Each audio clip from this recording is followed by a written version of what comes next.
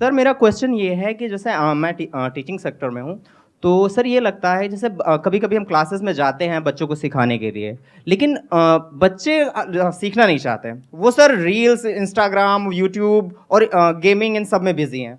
Same चीज़ होती है जैसे हमारे साथ। जैसे अभी लेटेस्ट में आपका एक वीडियो अपलोड हुआ एआई से जनरेटेड।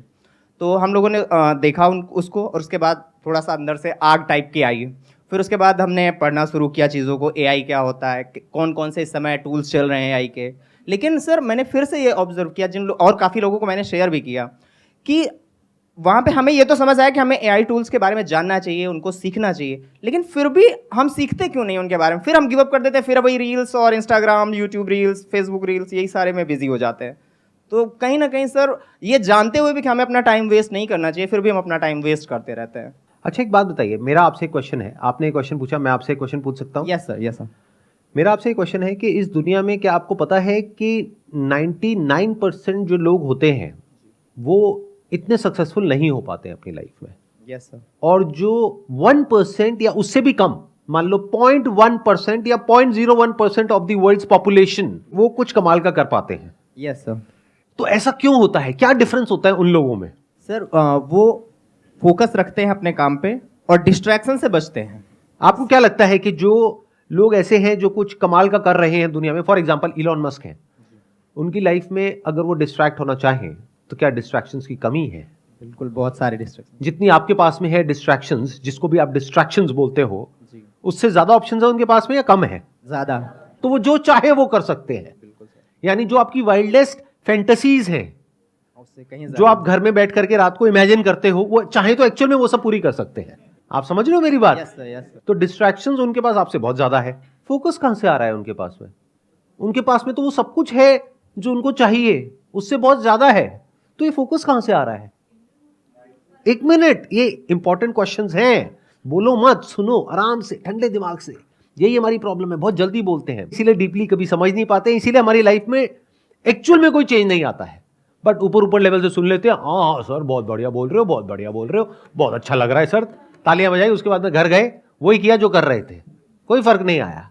सर मुझे लगता है कि वो एक बार जो गोल उन्होंने डिसाइड कर लिया, उसी से रिलेटेड चीज़ों को पढ़ते हैं, उस गोल से रिलेटेड लोगों से मिलते हैं, उनके साथ में उठते बैठते हैं, तो वैसी ही बातें होती हैं। ऐसा तो नहीं है। अगर आप इलोन मस्क की लाइफ को ध्यान से स्टडी करोगे तो देखो उन्होंने अपनी लाइफ में क्या क्या किया। So there is no one particular goal in his life, there are multiple goals. उनकी एक कंपनी है जो कुछ और ही कर रही है, दूसरी है जो कुछ और ही कर रही है, तीसरी है जो कुछ और कर रही है। तो ऐसा भी नहीं है कि उनका कोई एक ही गोल है जिसके ऊपर वो फोकस्ड है, जैसा हमको लगता है। जैसे सर आपने पूछा कि उनका क्या गोल होता है जो वो अपना काम के प्रति हमेशा एक्टिव रहते हैं और वो डिस्ट्रैक्ट नहीं होते। तो उनको एक मतलब माइंड में ये रहता है कि दुनिया को कुछ प्रॉब्लम सॉल्व करके देना है, दुनिया को कुछ टेक्नोलॉजी देना है, दुनिया कुछ ऐसा कुछ दे के जाना है कि आने वाला जनरेशन को ऑटोमेटिक वो करते जाते हैं।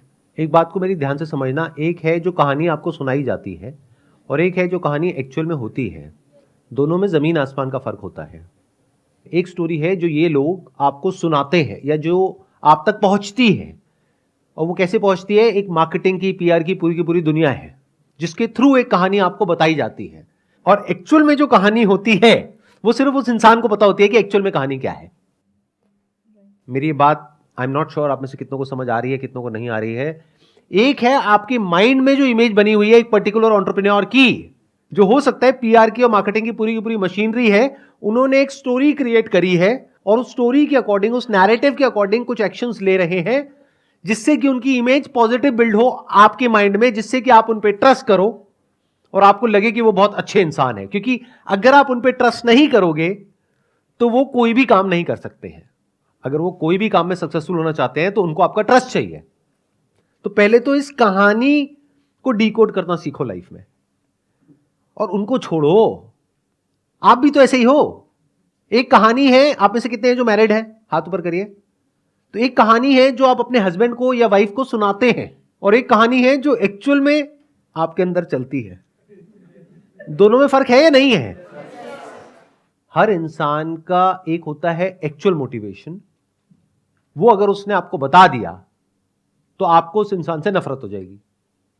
तो एक है उसकी रियल मोटिवेशन, एक है जो वो प्रोजेक्ट कर रहा है। मेरी बात समझ नहीं आने वाली। 99% लोगों को नहीं आने वाली। क्यों? क्योंकि ऐसे ऐसे लोग हैं जिनके बारे में मैं बात कर रहा होता हूं अपनी वीडियोस में कि ये लोग एक नंबर के चोर हैं, फ्रॉड है, घटिया हैं, और नीचे कमेंट में जाकर के लोग मेरे नाम को उनके नाम के साथ में जोड़ करके कहते हैं बस यही 5 लोग सही हैं। और मैं उन्हीं की बात कर रहा हूं।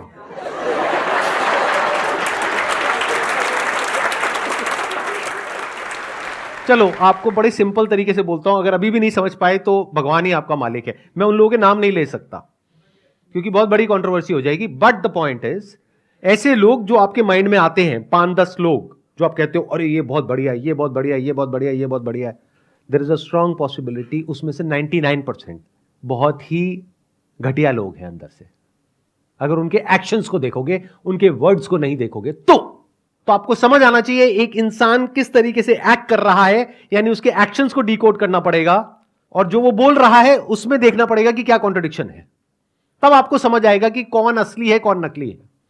आपके लेवल पे जो 4-5 लोग हैं जो समाज पे कंट्रीब्यूशन कर रहे हैं, तो उनकी कंट्रीब्यूशन को देख के ही पता चल जाता है ना कि क्या वो लोगों के समझ के लिए भला कर रहा है कि क्या कर रहे हैं। नहीं पता लगता है। क्यों? मैं बता देता हूं। 3 तरह के लोग हैं, आराम से फिट कर लेना इन 3 कैटेगरीज में लोगों को। एक वो है जो अंदर से भी करप्ट है, बाहर से भी करप्ट है, पता है ये आदमी तो चोर है। दूसरे हैं जिनके जो काम है वो बहुत ही घटिया है, लेकिन बाहर से इमेज ऐसी है कि वो बहुत अच्छे इंसान है, यानी उनकी बातें बहुत अच्छी हैं, बहुत पॉलिश्ड है, बहुत साफ सुथरी है, बहुत लॉजिकल है।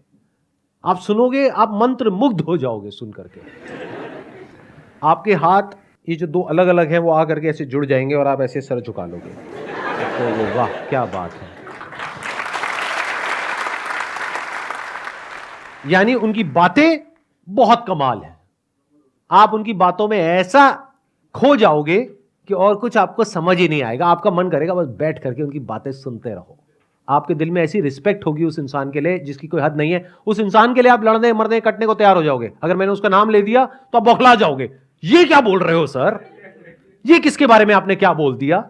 ये दूसरी कैटेगरी के इंसान में फर्क समझ आ रहा है। बाहर से बहुत ही इंटेलेक्चुअल, लॉजिकल, प्रैक्टिकल, लेकिन जब उनके एक्शंस देखोगे तो वहां पे आपको सिर्फ ग्रीड नजर आएगी, सेल्फिशनेस नजर आएगी। ये दूसरी कैटेगरी हो गई। तीसरी कैटेगरी वो लोग कैसे होते हैं कि अंदर से करप्ट हैं, ग्रीडी हैं, सेल्फिश हैं, यानी उनको एक्चुअल में नहीं पड़ी है आपकी कि आप जियो मरो कुछ भी करो।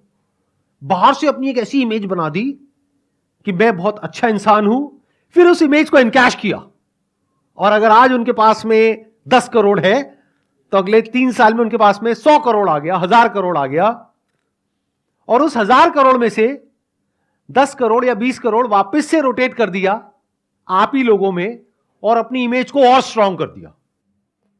कुछ बहुत बड़े लेवल पे गड़बड़ कर रहे हैं, लेकिन कुछ छोटे लेवल पे अच्छा काम कर रहे हैं, उस अच्छे काम को हाईलाइट कर रहे हैं, जो गड़बड़ है उसको छुपा रहे हैं, और दुनिया की नजर में बहुत अच्छे इंसान हैं। दुनिया उनके लिए लड़ने को, मरने को, कटने को तैयार है। चौथी एक कैटेगरी है जहां पर रेयरेस्ट ऑफ रेयर कुछ लोग होते हैं। वो कैसे होते हैं? जो अंदर से भी कुछ बदलाव लेकर के आना चाहते हैं और बाहर से भी कोशिश कर रहे होते हैं, और वहां पर कोई कॉन्फ्लिक्ट नहीं होता है, यानी उनके अंदर की दुनिया और बाहर की दुनिया में कोई फर्क नहीं होता है। जैसे वो अंदर से है वैसे ही बाहर से है, यानी कि कोई प्रोपेगेंडा नहीं है, कोई पीआर नहीं है, कोई मार्केटिंग नहीं है, जो है सो है। बट ऐसे लोग रेयरेस्ट ऑफ रेयर होते हैं। अब ऐसे लोग कैसे बनते हैं? क्या ये आपका क्वेश्चन है?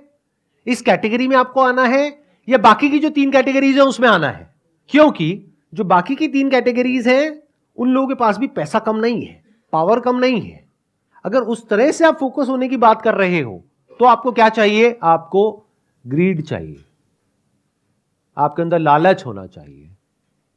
बाहर से आप जो मर्जी दिखाते रहो, अंदर से डिजायर फॉर मोर होना चाहिए, हंगर फॉर मोर होना चाहिए।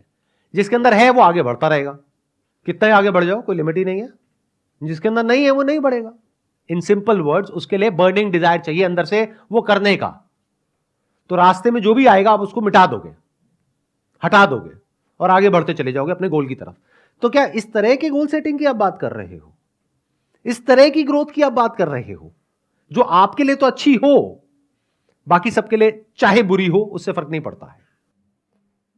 जब आप ग्रोथ की बात करते हो तो आप ऐसे ही लोगों को देख करके चमकते हो और ऐसे ही बनना चाहते हो, चाहे आप एक्सेप्ट करो या ना करो। तो आपको इससे फर्क नहीं पड़ता है कि वो इंसान जो आपका आइडल है वो करप्ट है अंदर से या एक्चुअल में अच्छा इंसान है। आपको बस उसके जैसा बनना है, उसके लेवल पे आना है, चाहे उसके लिए उसको भी हटाना पड़े वहां से तो आप हटाने को तैयार हो, बाकी सबको कुचलना पड़े आप कुचलने को तैयार हो। आपको किसी से कोई फर्क नहीं पड़ता है।